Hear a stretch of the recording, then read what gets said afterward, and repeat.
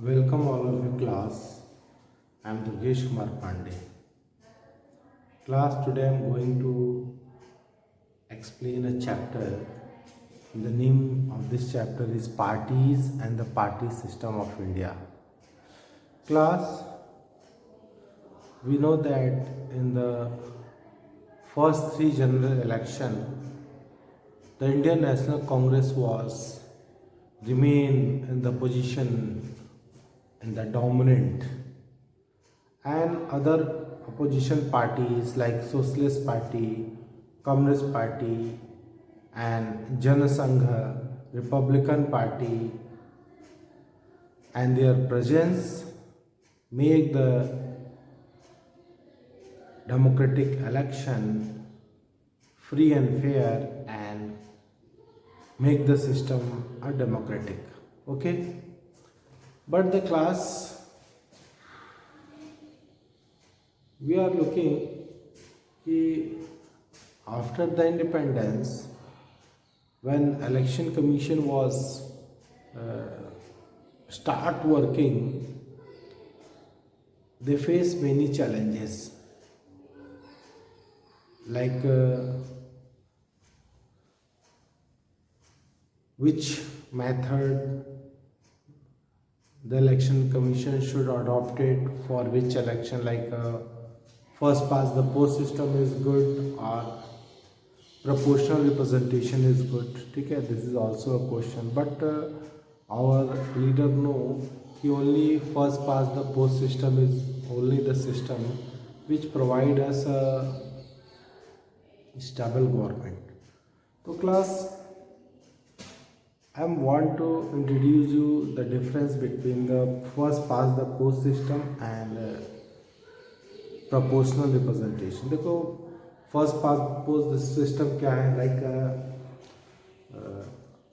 For the Lok Sabha election all over the country is divided 543 constituencies. Like Varanasi is a constituencies, तो बनारस से एक candidate एक MP जीतेगा for the Lok Sabha. और इसमें क्लास मान लो लोकसभा की जो वाराणसी की कॉन्स्टिट्यूंसीज़ है, अलग अलग पार्टीज़ ने अपने कैंडिडेट को खड़ा किया।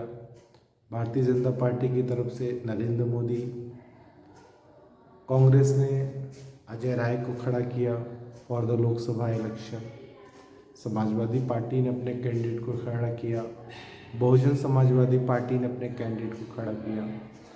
और फिर इम्पोर्टेंट पार्टीज़ में पावर स्ट्रगल होगा, पोलिंग होगी, और जिस कैंडिडेट को सबसे ज़्यादा वोट मिलेगा वही विनर होगा। जैसे मान लो वाराणसी में 30 लाख वोटर्स हैं और मान लो मोदी जी को 7 लाख वोट मिले जो कि सबसे ज़्यादा थे, अजय राय को 5 लाख वोट मिले और बहुजन समाजवादी पार्टी को 4 लाख, समाजवादी पार्टी को 3 लाख, ऐसे करके वोट मिले। तो अगर क्लास नरेंद्र मोदी के वोट सबसे ज़्यादा हैं, उनको 7 लाख वोट मिले, तो वही विनर होंगे। और अजय राय या समाजवादी पार्टी या बहुजन समाजवादी पार्टी को जो वोट्स मिले वो व्यर्थ चले जाएंगे, वेस्ट हो जाएंगे। और on the behalf of 7 lakh votes, जिसमें जो कि नरेंद्र मोदी को सबसे ज़्यादा मिला है, वही इस एरिया के एमपी होंगे, सांसद बनेंगे, and he is declare winner. तो this is the first pass the post system. But देखो class, this system provide us a stable government, लेकिन इसके साथ साथ एक प्रॉब्लम ये है कि जो प्रोपोर्शनल रिप्रेजेंटेशन है वो इससे अलग होता है। First the pass post system आपको स्टेबल गवर्नमेंट प्रोवाइड करेगा, बट ये पूरी पीपल्स को रिप्रेजेंट नहीं करता। जैसे नरेंद्र मोदी को केवल 7 लाख वोट मिले, तो और बाकी वोट जो है 10 लाख से ज़्यादा वोट किसी और के पास गए, तो ये व्यवस्था को, यानी 10 लाख से ज़्यादा वोट वेस्ट हो गए, उनकी कोई वैल्यू नहीं है, उनकी कोई चॉइस का कोई मतलब नहीं रह गया। तो जो first pass the post system है वो स्टेबल गवर्नमेंट तो देती है, लेकिन वो बहुत डेमोक्रेटिक परफेक्ट डेमोक्रेटिक नहीं मानी जाएगी। वहीं एक और व्यवस्था है प्रोपोर्शनल रिप्रेजेंटेशन। इसमें जिस पार्टी को जितना परसेंट सीट मिलेगा, जितने परसेंट वोट मिलेंगे उतने परसेंट उसके सीट होंगे। तो क्लास जो प्रोपोर्शनल रिप्रेजेंटेशन है उसमें जितने परसेंट वोट उतने परसेंट सीट, ये बहुत डेमोक्रेटिक है, but this not provide us a stable government. लेकिन हमें एक स्टेबल गवर्नमेंट ये नहीं दे पाती है। एग्जांपल है आपका बेटा कि after the first world war जब जर्मनी में वेमार रिपब्लिक स्टैब्लिश हुई, तो वहाँ पे कभी भी स्टेबल गवर्नमेंट नहीं रही। स्टेबल गवर्नमेंट कभी भी बन नहीं पाई। रीजन क्या है क्लास? प्रोपोर्शनल रिप्रेजेंटेशन का जो सिस्टम है वो हर पार्टी को अकॉर्डिंग टू जो उसको जितनी जो है परसेंट वोट मिलेगी उतना परसेंट उसको सीट दे दिया जाएगा। और इसकी वजह से कभी भी जर्मनी में एक स्टेबल गवर्नमेंट नहीं बन पाई और पॉलिटिकल अनस्टेबिलिटी जर्मनी में बनी रही। और यही फैक्टर जर्मनी को डिस्ट्रॉय करने के लिए रिस्पॉन्सिबल बना। और इसका फ़ायदा हिटलर जैसे आदमी ने उठाया और सिस्टम को उसने अपने हैंड में ले लिया और वहाँ पर फिर डिक्टेटरशिप इस्टेब्लिश कर दिया और अपनी मनमानी किया। तो first pass the post system बहुत परफेक्ट डेमोक्रेटिक होते हुए भी स्टेबल गवर्नमेंट नहीं देता। That is why we not accept the proportional representation for us. हम लोगों ने first pass the post system को ही अडॉप्ट किया है क्लास। नाउ क्लास हमने जो है आफ्टर द इंडिपेंडेंस हमने जो है parliamentary system of the government अपनाया, जिसमें जो पीपल्स रिप्रेजेंटेटिव हैं, यानी रिप्रेजेंटेटिव डेमोक्रेसी मीन्स जो हमारे यहाँ रूलिंग होगी हमारे इलेक्टेड रिप्रेजेंटेटिव के थ्रू होगी क्लास। ठीक है, तो यार लुकिंग कि 1952 में जो फर्स्ट जनरल इलेक्शन हुए उसमें कांग्रेस को 361 सीटें, अगेन 1957, 1962 में लगातार 3 जनरल इलेक्शन में कांग्रेस की पोजीशन डोमिनेंट बनी रही क्लास। ठीक है, लेकिन यू आर लुकिंग कि 4th जनरल इलेक्शन आते आते जो कांग्रेस की सिचुएशन थी वो कमज़ोर हुई। पहले की तरह वो कांग्रेस अब नहीं जीता। Any how in 4th general election में किसी तरह से Congress was set up there government in the centre at any how, किसी तरह से अपनी सरकार बचा पाई। और इंदिरा गांधी की जो कैबिनेट थी, हाफ ऑफ द मिनिस्टर चुनाव हार गए।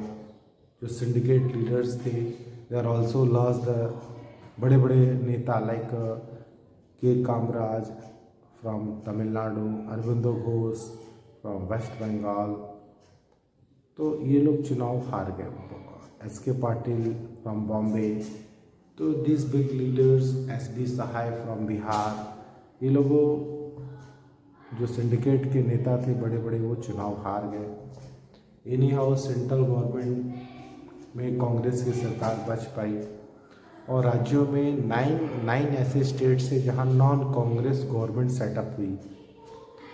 और यू नो कि जो आपका तमिलनाडु था, तमिलनाडु में डीएमके पार्टी क्लियर मेजॉरिटी हासिल की तमिलनाडु में। You know the popular movement anti Hindi को जो ऑफिशियल लैंग्वेज अब सरकार ने अनाउंस कर दिया और इंग्लिश को बैन कर दिया, तो साउथ इंडिया में इसने बहुत बड़ा मूवमेंट चलाया था डीएमके। तो डीएमके को क्लियर मेजॉरिटी तमिलनाडु में मिली due to their anti to imposing Hindi as a official language. इसके अगेंस्ट उन्होंने मूवमेंट चलाया था। तो that is why they got the benefit of this movement और लोगों तमिलनाडु में डीएमके को क्लियर मेजॉरिटी मिली। इसके अलावा देखो उत्तर प्रदेश, मध्य प्रदेश और हरियाणा में जो नॉन कांग्रेस गवर्नमेंट सेटअप हुई वो बेसिकली डिफेक्शन की वजह से हुई। तो first of all class you know what is defection. Defection क्या होता है?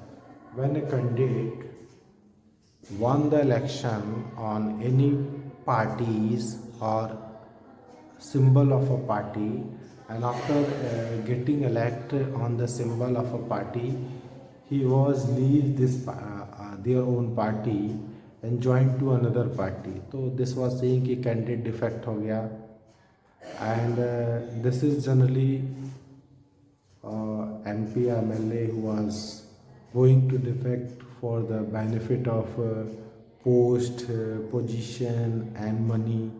तो डिफेक्शन जो हमारे इंडियन पॉलिटिक्स में था उसकी वजह से 1967 में हमारे यहाँ मध्य प्रदेश, उत्तर प्रदेश और हरियाणा में डिफेक्शन की वजह से कांग्रेस की गवर्नमेंट नहीं बन पाई। इसके अलावा कुल मिला के 9 ऐसे स्टेट्स हैं जहाँ नॉन कांग्रेस गवर्नमेंट बनी, ठीक है।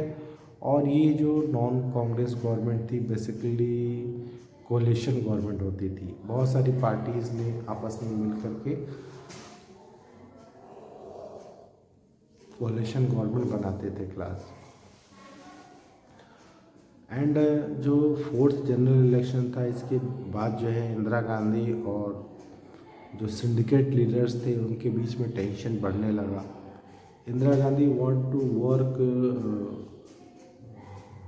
Bye the independent of syndicate. Syndicate से आज़ाद रह करके इंदिरा गांधी काम करना चाहती थी और सिंडिकेट लीडर्स ने इंदिरा गांधी को इसलिए सपोर्ट किया कि सी इज़ न्यू एंड अनएक्सपीरियंस और इंदिरा गांधी एक्सपीरियंस के लिए सिंडिकेट लीडर्स पे डिपेंडेंट रहेंगी। बट इंदिरा गांधी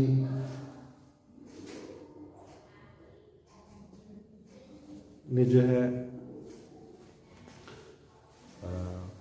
अपने डिसीजंस जनरली कांग्रेस के बाहर जा कर के लोगों से डिस्कस करके लिए। दैट इज़ वाई जो सिंडिकेट लीडर्स थे वो हैप्पी नहीं थे इंदिरा गांधी के एटीट्यूड से। तो सिंडिकेट लीडर्स व अपोजिंग इंदिरा गांधी कि सिंडिकेट इंदिरा गांधी के इस एटीट्यूड की वजह से उनके विरोधी बन गए। बहुत सारे फैसले इंदिरा गांधी बिना सिंडिकेट लीडर्स की डिस्कशन किए लेने लगी। लाइक जो उन्होंने 10 पॉइंट प्रोग्राम चलाया जिससे कि कांग्रेस की जो खोई हुई इमेज है वो वापस लाई जा सके। और उनके जो प्रोग्राम थे इंडियन नेशनल कांग्रेस के, तो जो सिंडिकेट लीडर ने कहा कि भाई ये तो लेफ़्ट विंग प्रोग्राम है, बट इंदिरा गांधी अपने रिफॉर्म्स जैसे अर्बन प्रॉपर्टी और इनकम की सीलिंग मतलब उसकी क्या लिमिट होगी उसको तय किया इंदिरा गांधी ने। और तो इन मुद्दे को लेकर के जो सिंडिकेट लीडर थे वो इंदिरा गांधी से एग्री नहीं थे। वो टेंशन इंदिरा गांधी और सिंडिकेट लीडर्स के बीच में बढ़ने लगा। नाउ जो सिंडिकेट लीडर थे वो अपनी पोजीशन को स्ट्रांग करना चाहते थे और इंदिरा गांधी को किसी तरह से अब हटाना चाहते थे। दैट इज़ वाई एक समय आता है 1969 में प्रेसिडेंशियल इलेक्शन होता है। और इन 1969 में जो प्रेसिडेंशियल इलेक्शन होता है तो उस 1969 के जो प्रेसिडेंशियल इलेक्शन है इसमें Indian national Congress was establish their official candidate Neelam Sanjiva Reddy. President के पोस्ट के लिए Congress was announce their official candidate is doctor Neelam Sanjiva Reddy. And Congress अध्यक्ष S Nijalingappa was issue a whip in the Congress party कि all the MPs and MLA vote for Dr. Neelam Sanjeev Reddy. When Indira Gandhi was hear about this, so she was now ready to take the challenge and see retaliate by giving support a independent country for the post of President VV Giri. Or VV Giri previously he was working the Vice President of India. Now Indira Gandhi was suggesting to contest the election of President as an independent country, and Indira Gandhi was supported the VV Giri. The tension between Indira Gandhi and Congress was become acute. Indira Gandhi was nationalize the bank, 14 bank का nationalization कर दिया. She was abolish the privy pursuit. इसके अलावा जो land reform के काम किया. तो इंदिरा गांधी के जो वर्क थे, जिससे मोरारजी देसाई भाई, जो कि इससे 4th जनरल इलेक्शन के बाद deputy prime minister and finance minister भी थे, उन्होंने इंदिरा गांधी से नाराज़ होकर कैबिनेट छोड़ दी, गिव द रेजिग्नेशन. और इस 1969 का जो प्रेसिडेंट का इलेक्शन था, अल्टीमेटली इंदिरा गांधी के सपोर्ट से जो वीवी गिरी थे इलेक्शन जीत गए, और कांग्रेस के जो ऑफिशियल कैंडिडेट थे नीलम संजीव रेड्डी चुनाव हार गए. तो कांग्रेस ने ये देखा कि इंदिरा गांधी की जो एक्टिविटीज़ हैं पार्टी के अगेंस्ट जा रही हैं, तो पार्टी अध्यक्ष एस निजप्पा ने इंदिरा गांधी को कांग्रेस से निकाल दिया. Now the Congress government, the Indira Gandhi government was in the danger. But Indira Gandhi को जो बाहर से सपोर्ट मिला, कम्युनिस्ट पार्टी या फिर जो दूसरी पार्टी थी तमिलनाडु में डीएमके या अदर पार्टी के सपोर्ट से, किसी से इंदिरा गांधी की सरकार बच पाई और आगे कंटिन्यू काम करती रही. फिर इंदिरा गांधी ने 5 ईयर पहले होने से पहले ही 4 साल पे इलेक्शन करने के लिए लोकसभा को डिसॉल्व कर दिया. ठीक है. एंड सी वांट टू, वो जनता से जनादेश लेना चाहती थी अपने प्रोग्राम्स के लिए. और फिर फरवरी 1971 में 5th जनरल इलेक्शन होते हैं. और इस बार इंदिरा गांधी, कांग्रेस जो है 2 पार्ट्स में टूट गया क्लास.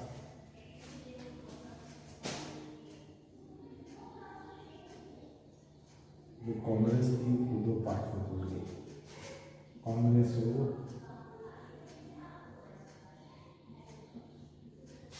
कांग्रेस आ.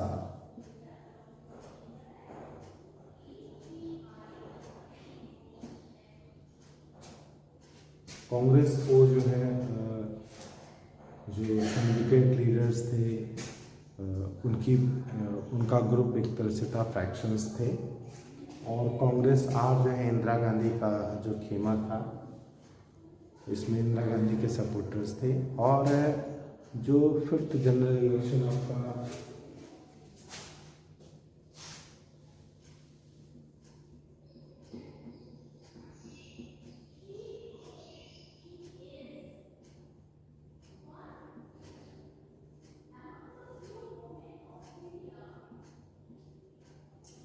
जो क्लास आपका 5th जनरल इलेक्शन था वो फरवरी 1971 में हुआ.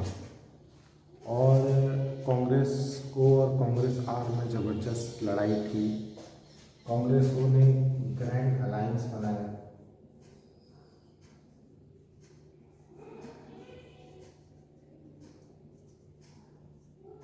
और कांग्रेस आर जो थी वो CPI, communist party of India के साथ कोलिशन बनाई. और जो कांग्रेस को ने ग्रैंड अलायंस बनाया, इसमें हर तरह की एसएसपी, पीएसपी, जनसंघ, भारतीय क्रांति दल या फिर अदर बहुत सारी अपोजिशन पार्टीज थी, सब ने मिलकर ग्रैंड अलायंस कांग्रेस को के साथ बनाया. बट जो कांग्रेस आर थी वो सीपीआई के साथ थी और चुनाव लड़ रही थी.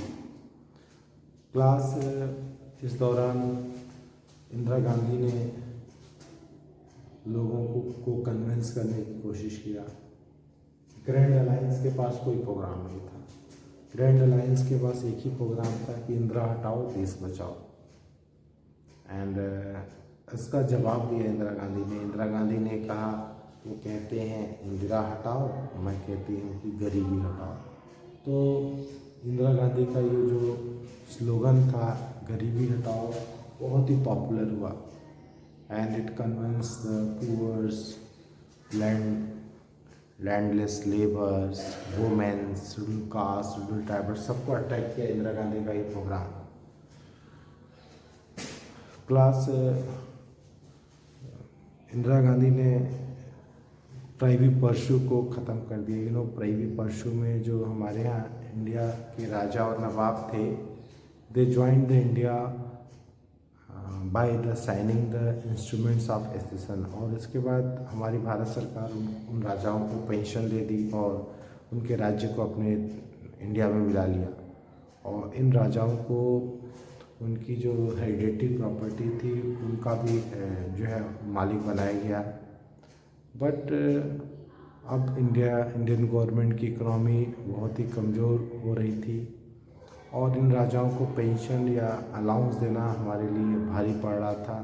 तो इंदिरा गांधी ने इन राजाओं नवाबों की जो प्राइवी पर्शू थी, जो अलाउंस इनको दिया जाता था, इंदिरा गांधी ने उसको बंद कर दिया। बैंकों का नेशनलाइजेशन हुआ जिससे जो गरीब लोग थे उनकी जो पहुंच जो है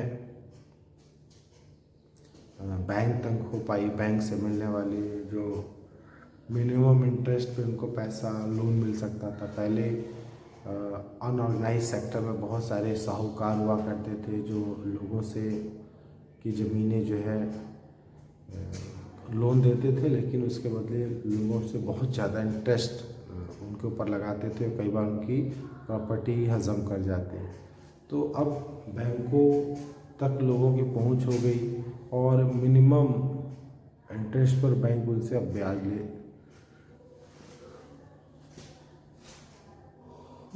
ले मिनिमम इंटरेस्ट पे उनको अब लोन दे सकता था क्लास।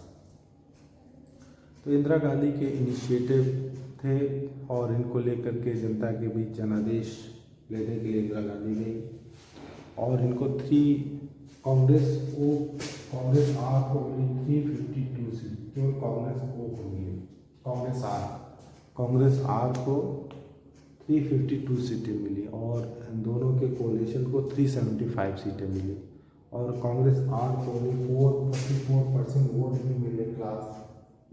तो नाउ इंदिरा गांधी ने प्रूव कर दिया कि कांग्रेस आर ही ओरिजिनल कांग्रेस है।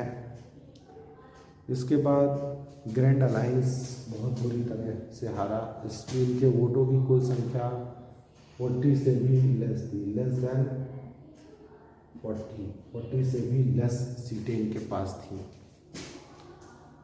तो अब तक की 4 इलेक्शंस में जो इंडियन जितनी जीतें हुई थी उसमें सबसे बड़ी जीत थी जो इंदिरा गांधी के लीडरशिप में आई। एंड उसके बाद इंदिरा गांधी ने जो है बांग्लादेश क्राइसिस में जो है इनिशिएटिव लिया और जो ईस्टर्न पाकिस्तान के लोग थे उनकी मदद करी और उनको आज़ादी मिली इंदिरा गांधी के सपोर्ट से और बांग्लादेश निकल कर के सामने आया।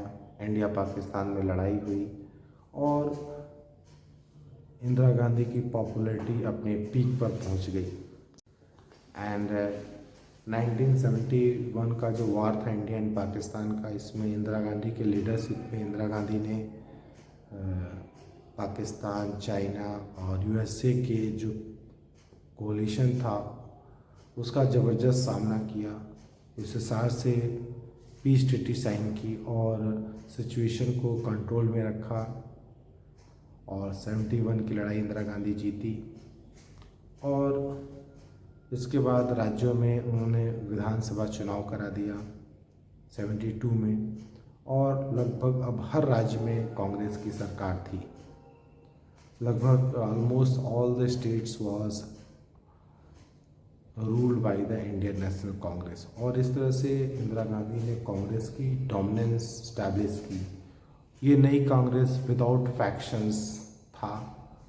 इसमें इंदिरा गांधी को पुअर्स का, वुमेन्स का, शेड्यूल कास्ट का, शेड्यूल ट्राइबर्स का और आदिवासियों का सपोर्ट था।